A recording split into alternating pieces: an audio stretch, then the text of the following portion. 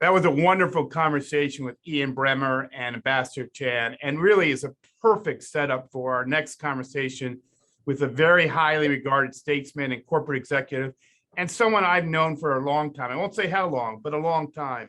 I'm delighted to be joined by Ambassador Jon Huntsman, who has not only been front and center responding to some of the big challenges we face today, but he's been working on these issues for a long time, and we'll get to that in a minute. Most of you are probably pretty familiar with Jon's unique mix of public and private sector perspectives in his career. But let me just say, he's had an incredibly distinguished career as a U.S. ambassador to 3 countries, not 1 or 2, but 3, most recently to Russia, before that to China, and previously at Singapore, where he became ambassador at the ripe old age of 32. Let me underscore that, at 32. He was also a very popular 2-term governor of Utah. He's had many other roles in think tank communities and all over corporate America. And today he now serves as vice chair of policy at Ford Motor Company. Jon, we have a lot of ground to cover, so let's dive right in. I wanted to start obviously with the conflict in Russia and Ukraine. Obviously, it's top of mind of all of us. It's hard not to be devastated by the scenes emerging from Ukraine every single day. There's been plenty of speculation about what is motivating President Vladimir Putin and whether there is a viable off-ramp for him. You know Putin and Russia from your days as ambassador. You've talked about the escalation in the country, that he's a master of that. And I really want to start with something you have said. You said the Putin era, in quotes, is over. What do you really mean by that? And do you really think there's a way to get this escalation behind us and a viable off-ramp? Jon, over to you for your thoughts and reflections. Myron, thank you, my friend. It's a great pleasure to be with you. And what we've seen play out between Russia and Ukraine is a great tragedy. It's a tragedy of unimaginable proportion in terms of loss of life and property, violations of international law, and what it's done in terms of the global order and the overall destabilization that we're experiencing in the world. So with Putin specifically, who has been thinking about this for a very long time, obviously his tactics were way off the mark.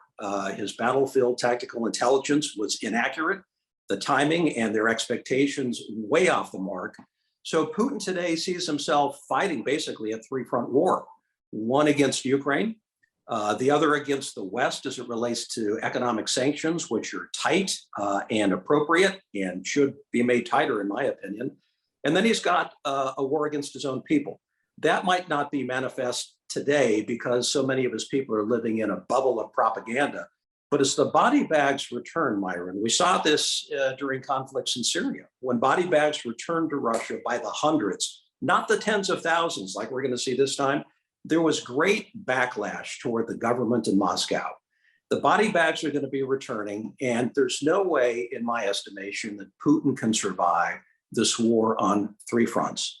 Now, he may be toppled or destabilized in months. It might be years. But the reason I say it's the end of Putin is because Russia cannot live like North Korea. Russia cannot live in total isolation. It's way more connected to the global markets of the world. It's way more connected to the major markets of Europe. People are engaged. They're entrepreneurs. They do business. They rely on free flow of commerce and financial transactions. When that isn't the case, the people are going to take to the streets. And I've seen when the Russians take to the streets, and it's trouble for Putin at the appropriate time. But another point that I would make, Myron, is the Russians have a history of underestimating their opponents. All you have to do is go back to the Russo-Japanese War and see what happened to Tsar Nikolai II, leading all the way then to World War I, where he was, of course, toppled, giving way to the rise of Lenin and the Bolshevik Revolution. And then in World War I, of course, which really did topple the empire of the Romanov dynasty. And then Afghanistan, which was a 10-year conflict, and it brought an end to empire. So these things where opponents are underestimated have profound reverberations at home in Russia. And I expect that this war with Ukraine is going to end the same way. Jon, you had a lot there, and I want to follow up quickly on 2 points. One is, do you really see a popular uprising inside of Russia if this war continues to drag on and Putin continues to have little success on the battlefield, and body bags are coming back to Moscow. And secondly, of course, you referenced this. How does Putin's aggression change for all of us, the international system? It's fragile at this moment. There's a lot of uncertainty. We'll talk about China. But what do you think are the ramifications of this conflict on the broader international system? The international system is fragile and made a whole lot worse by what Putin is doing and has done. So Putin has to create a narrative that speaks to a victory for him and the Russian military and security apparatus. That's going to be increasingly difficult to do. The body bags are going to return. The average citizens in Russia, some of whom I've heard from, by the way, who are absolutely outraged at what is going on. The word they use is, we're embarrassed by what our government is doing. So when the Russians take to the streets, which inevitably they will do, it will be very, very difficult for Putin to manage all the adversity on his periphery, particularly when he's increasingly isolated, when he is losing trust in his advisors, and his advisors are losing trust in him. I can't imagine a worse situation for him right now. So what it does to the international order, I think this is a clarion call to Europe, first and foremost. To NATO. NATO has a huge opportunity now that they've been, as they talk about, being shot at tends to focus the mind like nothing else. So when in recent history have we experienced anything like this? War on the mainland of Europe. Well, the breakup of Yugoslavia obviously created some tension and conflict, but you've got to go back to World War II to see it anywhere near this magnitude. So my guess is that NATO, which generally has been made up of a lot of different nation states who take different approaches to the percentage of GDP that is dedicated to defense, different approaches to their level of enthusiasm toward collective security. I think that NATO members are going to walk away from this with a desire to strengthen the institution, to collaborate more, and to dedicate more resources to their own defense and to collective security. So I see this as a good thing longer term. So the two most important things to Europe, I believe, are economics and security. So if we can kind of walk out of this at some point, and when I say walk out, I mean, I can't help but think of the people in Ukraine who are dying and suffering. It's a horrific set of circumstances. But if we can learn the lessons of stable global order and what is behind a rules-based stable global order, and if we can get back to kind of rebuilding the basics around economic interaction, trade, limiting barriers to the free flow of commerce and financial transactions, just getting back to the fundamentals, and ensure that we've got a security overlay that learns the lessons of this gross violation of global order and international law, we arguably can be a whole lot better off. And I think that those will be the lessons that we will take away from this, in my own opinion. So, John, I actually think that there's some hope in your comments today, despite the despair and the deaths and the tragedy we see in Ukraine. Certainly one bright spot, which you alluded to, that emerges from this darkness in the Ukraine crisis, is that we have seen stronger coordination between the United States and Europe, as you referenced, on sanctions, export controls, on military assistance. And you definitely hit the point that there's a stronger NATO out of this. But let's talk in contrast what we've also seen. China has leaned in with Putin at exactly this time when we see rising tensions already in the US-China relationship on a host of issues that you are very familiar with. We have a difficult time now managing this relationship. I would say competition and confrontation over collaboration often defines this relationship at this moment. What's your view on the state of the relationship and how we can have a more pragmatic and constructive relationship going forward? Well, the relationship with China, which is now the largest economic relationship the world has ever known between the United States and China, has never been a perfect relationship. There have been periods where we've been able to align ourselves around larger strategic issues, but as China has grown economically, obviously there's a competitive rub, but there's also an adversarial rub, and that's not going to go away. But when has it been in US history that we haven't been able to conduct negotiations, develop strategies, and yes, even trade with countries we haven't seen eye to eye to? So for us, it's going to be, what do we want out of the US-China relationship? You just can't decouple a $1 trillion trading relationship that has been built up over decades. So getting back to the Ukraine situation, if China is seen as any way complicit, if Xi Jinping was in any way complicit in the planning or the collaboration with Vladimir Putin, there would be a serious downward spiral in the relationship. The reality, Myron, is that the banks in China don't like to lend money to the oligarchs. They don't do a whole lot of business with Russian firms. Why is that? Because they don't trust their business practices. Not today, not historically. These are two countries that have been on the verge of war time and time again. They share a very long common border.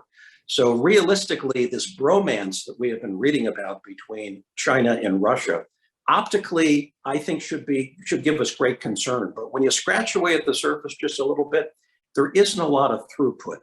Military collaboration, sharing more intelligence, maybe sharing tactics, but in terms of economics working in a bilateral fashion between Russia and China, it just isn't there. Moreover, I would say most of the businesses in China do not want to be seen as collaborating with the Russians. They have way more at stake in the global marketplace, way more to gain by maintaining a healthier, stronger relationship with traditional Western firms. So we have to decide what we want out of our relationship with China. It doesn't mean we have to diminish our values. In fact, when we start diminishing our traditional values, that's when the Chinese see us as weak. We can hold firm to our values, but I think we have to be led by a strategy. And the strategy has to speak to what we want out of our economic engagement with China. What are the rules of engagement going to be? How do we include our allies in the Asia-Pacific region? And then how do we safeguard the rules of the road going forward? It isn't that complicated. We've been there before, but the fear factor, which is now 100% of our dialogue between the United States and China, has to be coupled with an opportunity factor as well. And that currently isn't there. And I understand the politics in Washington are very, very difficult, but the fact of the matter is economics are very real in our relationship. Businesses still engage, trade flows are still robust, and they're not likely to diminish anytime soon. So what I hear you say, John, is that despite the challenges in the relationship, we have to have balance and recognize we also have to work with China in certain areas, trade, commerce, but also, frankly, I think in areas like climate change. But I wanted to bring Europe into this context because traditionally, the United States has really led on issues around China's non-market economic policies, around issues like forced technology transfer, around security issues, and certainly on human rights. But now we see Europe a little different in its posture with China and ready, I think, to work more with the United States. Do you see that hope? Do you think that will actually help us address some of these longstanding irritants in the relationship with China? Do you have any hope? Yeah, those are the words, Myron, coming out of European leadership. I want to see action. So I've got a little bit of history in working with Europeans on the China account, and I would have to say that Europe tends to be way more opportunistic as they see China. So they tend to subordinate some of the difficult issues, whether it's human rights or whether some of the ongoing trade issues, to opportunities for their business sector. And I totally understand where they're coming from, but sometimes that makes them a weaker partner as it relates to the real difficult issues that we've got to tackle with China. So I've come to learn in my years of working with China and the Europeans as well, that if the United States doesn't lead, and if we don't define a very specific agenda that really points out the egregious trade violations, whether it's intellectual property violations, which now, based on a report I saw yesterday, is $1 trillion problem between China and the United States. The non-market economic factors, the subsidies, the state-owned enterprise, if we don't define that agenda, nobody else will. So we first and foremost have to define what we want out of our trade relationship with China, where we're going to target some of their egregious violations. We can't hit all of them at once, but we can take them apart piece by piece. And then we need to assemble a coalition of the willing. That's not going to be all of Europe, but I think some of the key players in Europe will likely be ready to do that. The UK, certainly, Germany, France, just to name three that I think would be very, very good partners. So what I'm hearing, Myron, I hear the words and I read about the meetings that take place, but I'm looking for evidence that we're actually collaborating around a coherent, coordinated agenda that really reflects the power of kind of a collective approach to dealing with China's egregious trade practices. We're not there yet, but I have hope that maybe we can find ourselves there. Well, it's worth a deeper conversation, but John, I want to get to a few more topics today. And one that I'm going to just, one last geostrategic question and area to cover is the deepening of strategic ties with India.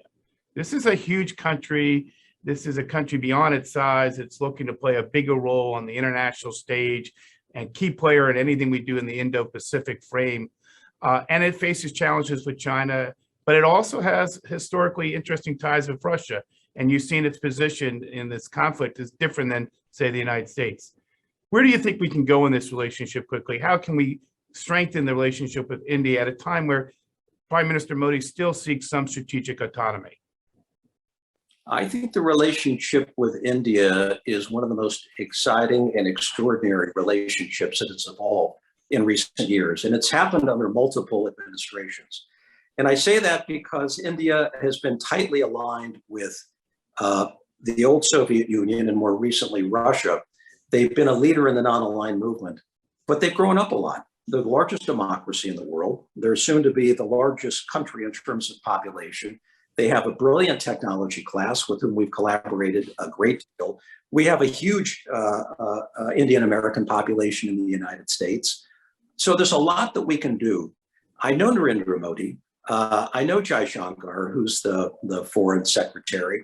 I think their view is that they want to go step by step into a deeper strategic alignment with the United States and like-minded countries, particularly in the Asia-Pacific region. But let's keep in mind that their bureaucracy is old school.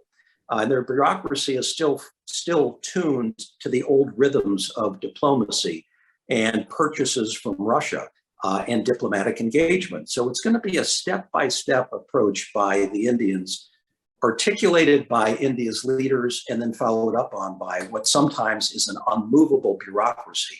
But I have very high hopes that India will be an increasingly important strategic partner for the United States. China doesn't like it. Russia doesn't like it because there's huge balance in terms of our coupling with India. But India also recognizes that we have redesigned the entire Asia-Pacific diplomatic and military AOR, which used to be called PACOM, and today is Indo-PACOM. So we've taken into account the extremely important geography that India covers, but also the importance of our relationship strategically and economically longer term. So I'll just end with this, Myron. The most important things I believe to the Indian government are A, economics, and B, security. And so similarly, we've got to have a strategy that speaks to economic engagement with India, clearing the clutter out of the way. As an old trade negotiator and having negotiated the Trade Investment Framework Agreement many years ago between the United States and India, it isn't easy, but there's much there to be done. And I believe our strategic and military cooperation has already evolved into something quite remarkable. And I think they will continue to wean their way off of purchases from Russia. It will take time. It doesn't happen overnight, but I think the trajectory is a very, very positive one. So I sense some optimism. I got to turn to your corporate hat now. You work at Ford, and Ford is clearly making a huge bet on the transition to electric vehicles. That, of course, depends on batteries, which in turn depends on metals and minerals that are much in demand. And we've seen an increase of production of key metals and, of course, and rare earths. And this has been a challenging issue for the United States to think through from a competitive standpoint. What do you think the United States needs to do to invest in AI and other key technologies like electric vehicles?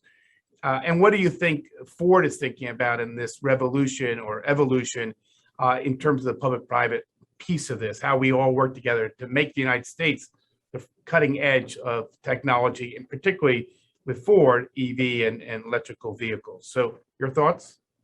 Well, Ford built the auto industry 120 years ago. It developed the 5-day work week, the minimum wage, among other things. And Ford is now on the cusp of winning a brand new revolution, the revolution toward electrified mobility. It's not going to be easy, but we're completely redesigning the way that we're approaching the marketplace. It means that manufacturing is going to have to be different.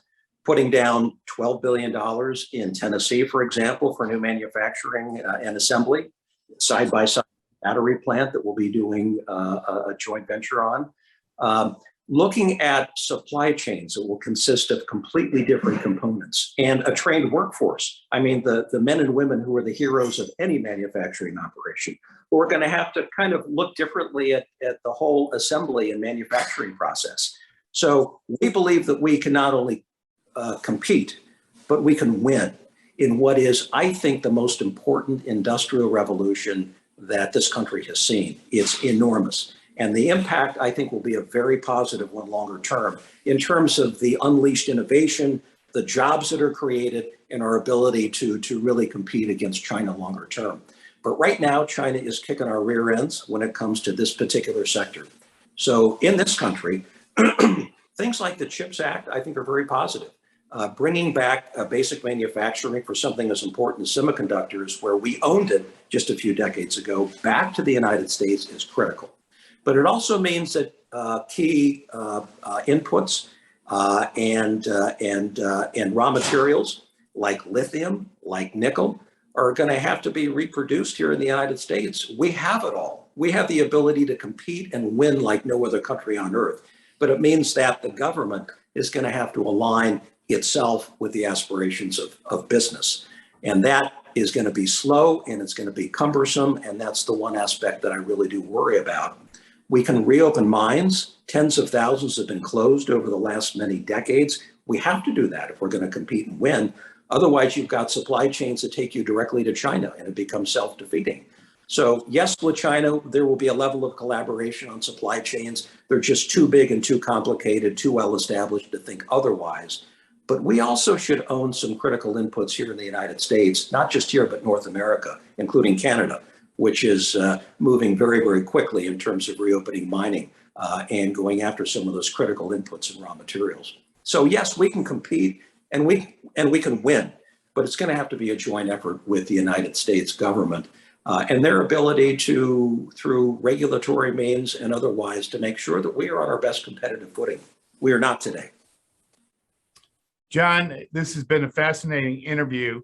But I reminded of the movie The Graduate. I'm going a little off script here and saying that famous scene where Dustin Hoffman's in the pool and his father's friend leans over and says, "I have one word for you, plastics." And I want to ask you, what's the one song, because I know you love music, that sort of captures the times that we're in, the complexity, but also maybe some opportunity? What's the song you want to leave everyone with? Well, that's the best question of the day, Myron. And I'd have to say, as I think about it, so Pink Floyd came up with a great album called Dark Side of the Moon. It's probably the greatest album in the history of rock and roll, in my humble opinion. And I would say we're floating a little bit on the dark side of the moon without a clear vision of where we're going. We're a little lost. We're in unknown, uncharted territory. But it doesn't always have to be that way. We can find the light, and I hope we do. I want to thank Jon Huntsman for a wonderful conversation. And of course, again, Ambassador Chan and Ian Bremmer for their insightful comments earlier. And thank you all for joining us for these key conversations over the next 2 days. We've heard a number of unique perspectives. They're optimistic to a point, even as big questions loom that can't be resolved overnight. A couple observations. Clearly, U.S. leadership is needed today. There are opportunities in a crisis, in multiple crises as we face geopolitically, and we need U.S. Strong leadership. We've also got to get the relationship with China right. A Cold War with China won't work. There's going to be some challenges around technology and security issues, but we've got to find a constructive and pragmatic way to engage China. On the other hand, we've got to recognize that we're still in a crisis in Europe. We've got to help Ukraine get through this crisis, and we've got to hold Russia accountable. You heard all these messages from all three panelists. We also know we can't do this alone, that the United States has to work closely with Europe, has to work with partners in Asia and around the world to enhance our ability to address these global conflicts and challenges. We're enhancing our domestic competitiveness and responding to economic challenges. We've got to be careful that we also strengthen those partnerships, as I said, around the world with countries that share our values and want to work together to tackle our biggest challenges. To continue this conversation, this morning. I want to turn the mic over to Ryan Heath, Senior Editor for Political. He'll be joined by the UK Secretary of State for International Trade and by Singapore's Minister of Trade and Industry. You'll hear in this conversation some of the challenges that we've talked about and how they particularly manifest themselves in the trade arena. Ryan, over to you.